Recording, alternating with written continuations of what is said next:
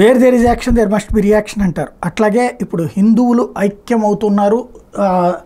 పురాణాలు, ఇతిహాసాలు ఇవి సైన్స్తో ముడిపడి ఉన్నాయన్నటువంటిది చెప్తూ ఉన్నారు. కాబట్టి ప్రజల్లో మళ్ళీ ఈ భావజాలం వ్యాప్తి చెందుతోంది. భారతీయ జనతా పార్టీ ద్వారా మరింత భావజాలం వ్యాప్తి చెందుతోందని ఆగ్రహిస్తున్న వాళ్ళు నాస్తికులు. ఈ నాస్తికులకు సంబంధించి డాక్టర్ దేవరాజు మహారాజు ఒక కొత్త ఈక్వేషన్ని, భారతదేశానికి సంబంధించిన ఆర్య సిద్ధాంతాన్ని మరొకసారి తెర మీదకి తీసుకొచ్చారు. దేశ చరిత్రను తిరగరాస్తున్న జన్యుశాస్త్రం అంటే ఈ భూమి మీద ఆధునిక మానవుడి కథ సుమారు 2 లక్షల సంవత్సరాలకు ముందు ప్రారంభమైంది. చీకటి ఖండం అని వెలువబడ్డ ఆఫ్రికాలో తొలి మానవుడు వెలుగు చూశాడు. అక్కడ నుండి ప్రయాణమై ఆఫ్రికా ఖండం బయటకు వచ్చాడు. అక్కడ నియాండర్తల్ మ్యాన్ జాతితో లైంగిక సంపర్కం జరిగింది. సుమారు 60,000 ఏళ్ల క్రితం ఆఫ్రికా బయటి ప్రాంతాల నుండి వలసలు ప్రారంభమయ్యాయి. మొదట మిడిల్ ఈస్ట్ చేరుకున్న మానవ సమూహాలు తర్వాత మధ్యాసియా ప్రాంతం చేరాయి. క్రమంగా భారత ఉపఖండంలోకి ప్రవేశించాయి. ఒక అంచనా ప్రకారం ఈ మానవ సమూహాలు తొలిసారిగా సుమారు 40,000 ఏళ్ల క్రితం భారత భూభాగం చేరాయి. ఇవి 2 శాఖలుగా విడిపోయాయి. ఉత్తర భారతదేశానికి పరిమితమైన వారు ఉత్తర భారత పూర్వీకులు అయ్యారు. దక్షిణ భారతదేశానికి పరిమితమైన వారు దక్షిణ భారత పూర్వీకులు అయ్యారు. దక్షిణ భారతదేశంతో పోలిస్తే ఉత్తర భారతదేశంలో వలసలు ఎక్కువగా జరిగాయి. దక్షిణాన 3 వైపులా సముద్రం ఉండటం మూలాన అక్కడికి వలసలు తగ్గుండొచ్చు. అందుకే దక్షిణ భారతీయులు మూలవాసులుగా పరిగణించారు. ఈ దేశంలో క్రీస్తుపూర్వం 1500 నుండి క్రీస్తు శకం 2200 మధ్యకాలంలో మనుస్మృతి కుల వ్యవస్థను దృఢపరిచింది. అంతకుముందు 2300 ఏళ్ల మిశ్రమ జనాభా కొనసాగిన తర్వాత మనుస్మృతి ప్రభావంతో కులగోత్రాల ఆధారంగా పెళ్లిళ్ళు జరుగుతూ వచ్చాయి. కానీ సామాజికంగా బలవంతులైన క్షత్రియులు, బ్రాహ్మణులకు గౌరవ స్థానాలు ఇచ్చి రాజ్యాలేలేరు. రాజ్యాలేలిన ఇతర కులాల వారు కూడా చేసిన పని అదే. కొలోనియల్ రూలర్స్ కూడా దేశంలోని కుల వ్యవస్థను దెబ్బతీయకుండా తెలివిగా వారి పబ్బం గడుపుకున్నారు. భారతీయ సంప్రదాయవాదులు చెప్పుకున్నట్టు కులగోత్రాలకు ఆధారాలు ఏమీ లేవు. అవి మధ్యలో కొన్ని సమూహాలు తమ ఆధిపత్యం నిలుపుకోవడానికి కల్పించి ప్రచారం చేసినవే. వేల ఏళ్లుగా దేశంలో ఒక మిశ్రమ జనాభా కొనసాగుతూ వచ్చిన విషయాన్ని వాళ్ళు కప్పిపుచ్చారు.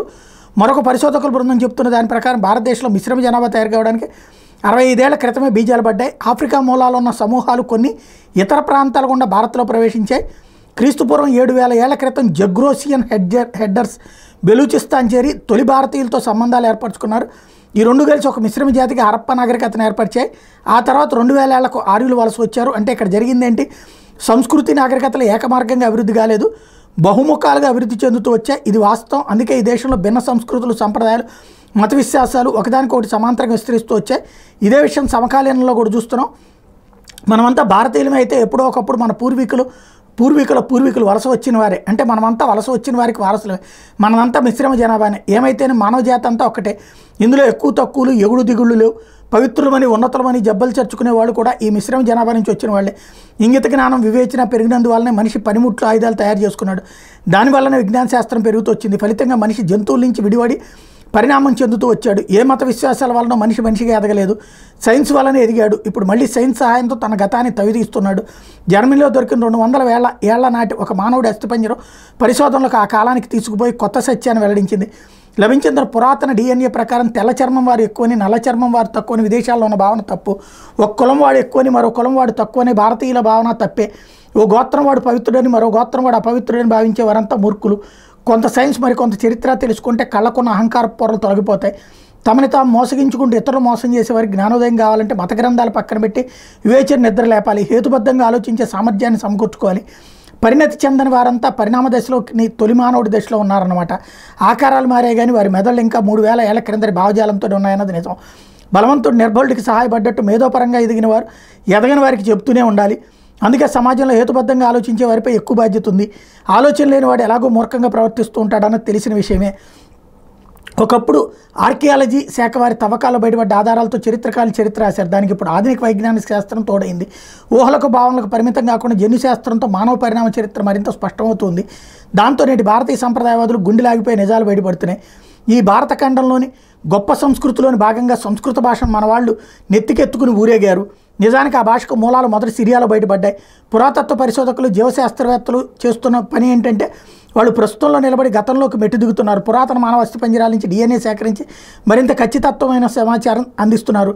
నేటి పాకిస్తాన్ ప్రాంతంలో జరిపిన తవ్వకాల వల్ల 5,000 ఏళ్ల నాటి నాగరికత బయటపడింది. అలాగే ఉత్తర భారత నుంచి దక్షిణాన మహారాష్ట్ర వరకు ఇండస్ వ్యాలీకి సంబంధించిన సమాచారం లభించింది.